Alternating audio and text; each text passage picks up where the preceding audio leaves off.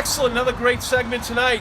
We have our producer Rocco Pasafumi is going to interview AJ Vitoli, Mattioli, and it should be a very riveting interview. Thank you very much, Howie, and thank you. We appreciate your time.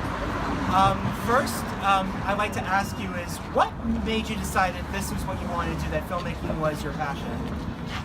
I mean, it's not too much of an exciting story. I essentially worked at Blockbuster right after I graduated from high school and started to really love movies in a much more, when you watch movies over and over and over because you work at a place like that, yes. You start to really analyze them and such. Yeah. And then I went to college and I really didn't know what I wanted to do, so I did the whole general studies route. And then I took a couple of communications courses and put my hand on a camera, and through that I was like, this is what I'm doing.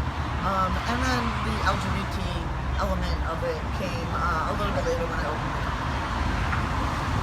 So, talk about give me like a good cross section of the work you've done so far, particularly your latest film, Words. Well, my latest film, Words, is definitely a little bit different than some of the things I've done in the past. Most of the stuff I've done in the past has been narrative works, fiction works, dealing with nothing too deep or intellectual, just some fun drag queen movies. One's Lady Peacock, and I have a couple other ones out there. But Words is really, as I was dealing with my coming out as trans, because I identify as a trans man. Once I came out as that, I kind of wanted to learn about what New York City identities kind of are and how people in New York City identify.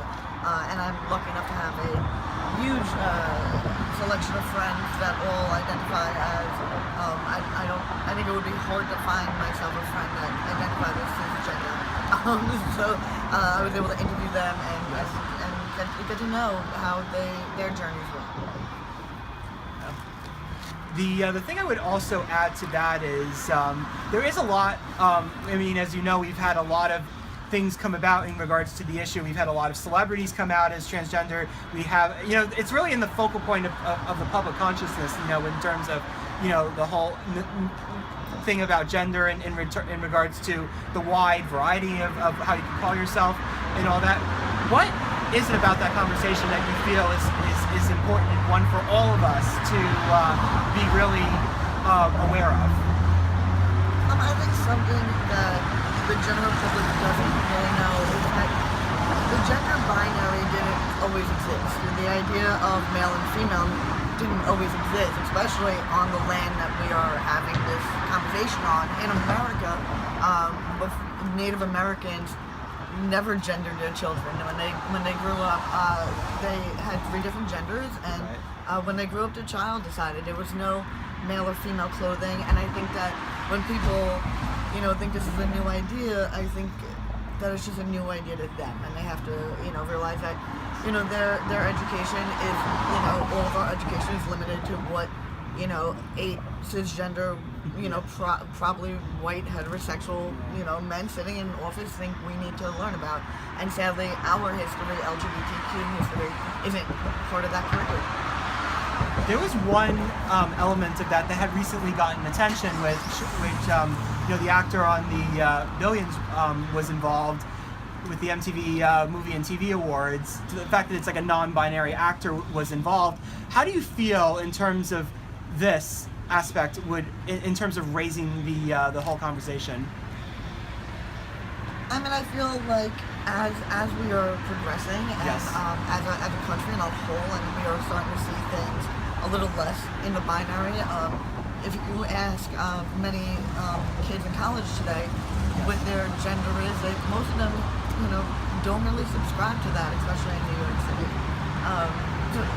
No, you're not one. So I would say, I think as far as putting it in the public light is great. I think that it's not, up until a couple of years ago, or even as recent as last year, the word transgender was very much referred to as a person that is changing their sex. Whereas now transgender means anything out of the binary, which is wonderful. So that's anyone that doesn't identify as cisgender.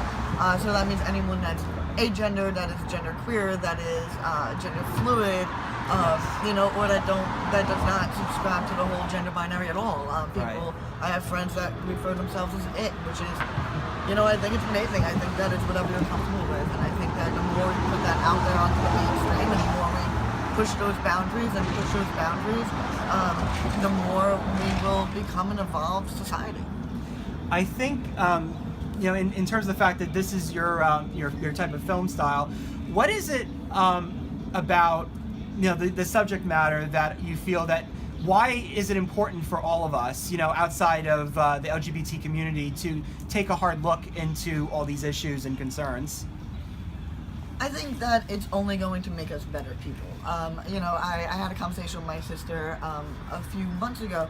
One of my nephews, I have a inclination that he might be on the LGBTQ spectrum, wherever he falls. And she was concerned that I was teaching him all about these gay heroes and these lesbian heroes. And I said, what's the worst that's going to happen? It's not going to make him gay. It's not going to make him genderqueer. It's just going to make him a more evolved heterosexual. It'll make him a more heterosexual, cisgender, evolved man, and that's not a bad thing. So I think putting it out there is very important that people start to stop looking at things as a gay movie, a straight movie, a black movie, a white movie. I think that it's important that we start kind of just, watching movies at this point. What do you feel you've learned personally? I mean, because I know this, I feel like your own experience and your work is kind of maybe intertwined in a lot of ways. How do you feel, like, what have you learned from your experience in terms of what you do? I would say the biggest thing I've learned is that LGBTQ people,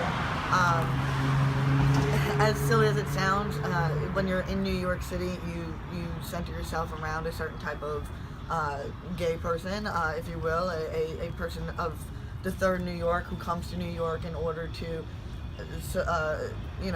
surpass the common just, going to work and living in the third New York means doing art and making art.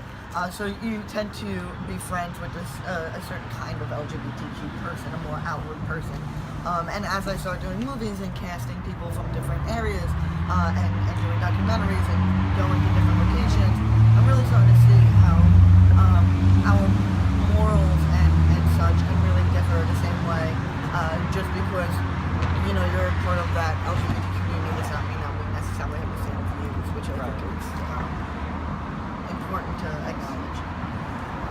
What do you hope to achieve in the next couple of years? Do you have any immediate plans, going forward with your work?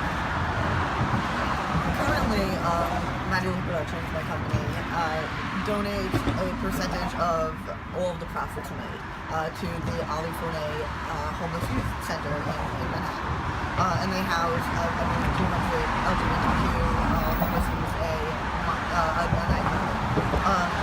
So with me kind of promoting my own stuff and me getting my word out there, there's a way for people to donate to the cause and feel like they're also getting something out of it, which means a little bit more knowledge about the community through my eyes and my filmmaking. Well, I have to say this has been a fantastic experience, and we really thank you for your time, and we really hope, for all the best for you, for the community that you do your films for, and just in hope that things will just only continue to get better as time goes on. So thank you very much for your time. Thank you so much. It was a pleasure. Thank you.